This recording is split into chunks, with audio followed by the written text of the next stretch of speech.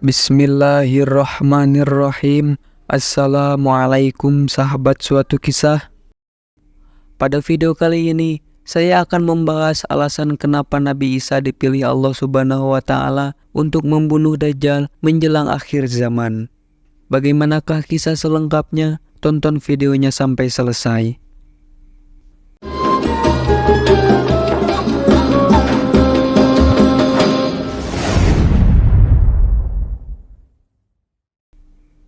Di dalam Al-Quran, Nabi Isa disebut dengan nama Isa, dengan gelar Al-Masih dan Ibnu Maryam. Kapasitasnya ialah sebagai hamba dan Rasulullah. Ia lahir tanpa seorang bapa dan merupakan Nabi yang diberikan mukjizat yang tidak dimiliki oleh Nabi lainnya. Nabi Isa alaihissalam memiliki kesalehan dan ketauhidan yang sangat kuat. Kelahiran Nabi Isa alaihissalam digambarkan Allah Subhanahu wa Ta'ala dengan indah di dalam Al-Quran yang Allah abadikan dalam surat Maryam ayat ke-16 sampai ke-22.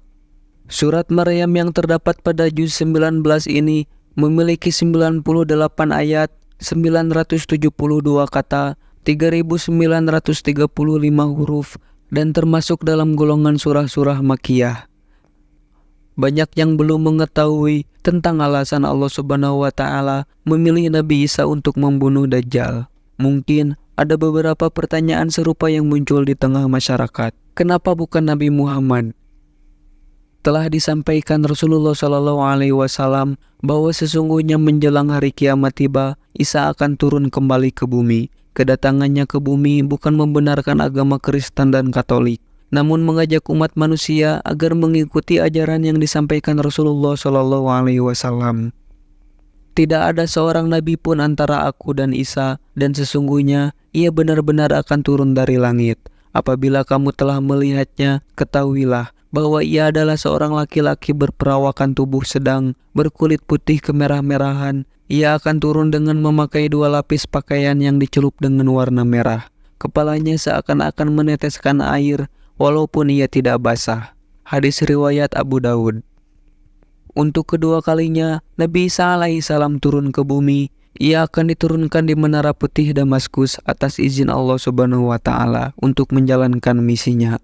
Hal tersebut dijelaskan dalam hadis riwayat Imam Ahmad dan Muslim dari Aus bin Aus. Rasulullah SAW bersabda, Isa putra Maryam turun di Menara Putih di timur Damaskus.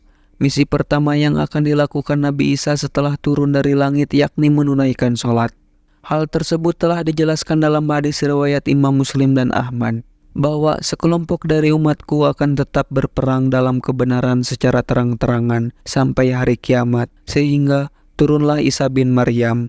Maka berkatalah pemimpin mereka Al-Mahdi, kemarilah dan imamilah sholat kami. Ia menjawab, tidak, sesungguhnya sebagian kamu adalah sebagai pemimpin terhadap sebagai yang lain, sebagai sesuatu kemuliaan yang diberikan Allah kepada umat ini, yaitu umat Islam. Adapun beberapa alasan Allah Subhanahu wa Ta'ala memilih Nabi Isa untuk membunuh Dajjal, beberapa riwayat mengatakan bahwa ada salah satu nabi ternyata masih hidup hingga saat ini. Beliau adalah Isa alaihissalam. Datangnya Nabi Isa alaihissalam ke bumi adalah untuk menegakkan kebenaran dan menyampaikan jalan keselamatan. Disebutkan juga dalam beberapa riwayat bahwa Nabi Isa telah wafat dibunuh orang-orang Romawi. Hanya saja para ulama serta sejumlah ulama tafsir percaya akan Nabi Isa yang masih hidup. Selamatnya Nabi Isa dikarenakan Allah menggantikannya dengan seseorang yang wujudnya serupa dengan Nabi Isa alaihissalam. Lalu Nabi Isa diangkat menuju langit atas izin Allah. Dan kami hukum juga karena ucapan mereka, sesungguhnya kami telah membunuh Al-Masih, Isa putra Maryam Rasulullah. Padahal mereka tidak membunuhnya dan tidak pula menyalibnya. Tetapi yang mereka bunuh adalah orang yang diserupakan dengan Isa. Quran Surah An-Nisa ayat ke-157. Terpilihnya Nabi Isa oleh Allah untuk membunuh Dajjal ialah sebagai bentuk dalam menunjukkan adanya kebenaran agama Islam. Diketahui, ajaran Nabi Muhammad masih banyak yang belum menerima, khususnya bagi umat Nabi Isa. Sehingga inilah kenapa Allah Subhanahu wa Ta'ala mengutus beliau turun ke bumi untuk misi membunuh Dajjal dan menghancurkan seluruh agama kecuali Islam. Allah Subhanahu wa Ta'ala memberikan mukjizat kepada setiap nabi dan beragam, termasuk Nabi Isa serta Nabi Muhammad SAW. Dari hal tersebut, umat manusia pun mulai membanding-bandingkan kemuliaan dan kehebatan para nabi. Bahkan telah dijelaskan Nabi Isa bahwasanya akan datang seorang utusan dan menjadi nabi terakhir. Tak hanya itu, ajaran yang disampaikan Nabi Muhammad merupakan penyempurna dari ajaran nabi sebelumnya, dan ini menjadi bentuk penghormatan kepada beliau. Alasan lain kenapa Nabi Isa alaihissalam turun adalah sebagai petunjuk kebenaran. Dijelaskan dalam suatu riwayat hadis Abu Daud bahwa tidak ada nabi yang hidup antara masaku dan Isa. Sungguh kelak ia akan turun. Jika kalian melihatnya, maka kenalilah.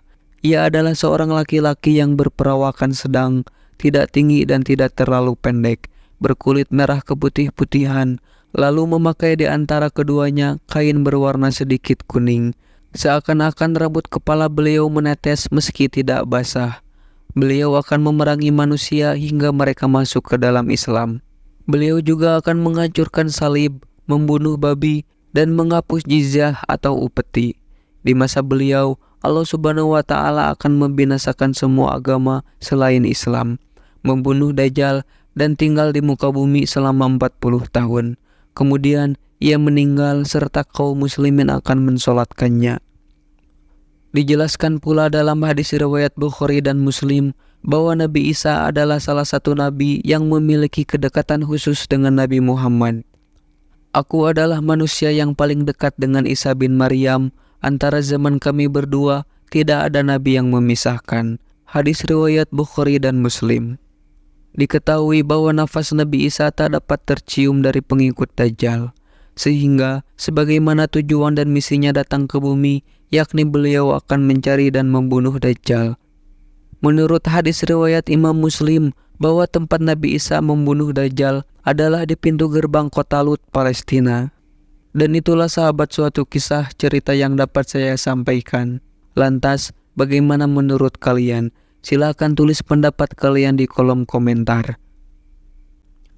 Terima kasih buat teman-teman semuanya yang sudah dukung dan nonton video ini sampai akhir. Semoga kalian semua sehat terus, lancar terus rezekinya, dan dimanapun kalian berada, semoga selalu dalam lindungan Allah Subhanahu wa Ta'ala. Kalau misalnya kalian punya kritik dan saran, boleh banget, silahkan saja tuliskan di kolom komentar. Wallahu a'lam bishawab. Semoga kisah ini bermanfaat. Mohon maaf atas segala kekurangan dan kesalahan, karena kebenaran berasal dari Allah, sedangkan kesalahan datang dari keterbatasan manusiawi saya. Sampai jumpa di kisah-kisah menarik dan bermakna lainnya. Saya akhiri. Wassalamualaikum warahmatullahi wabarakatuh.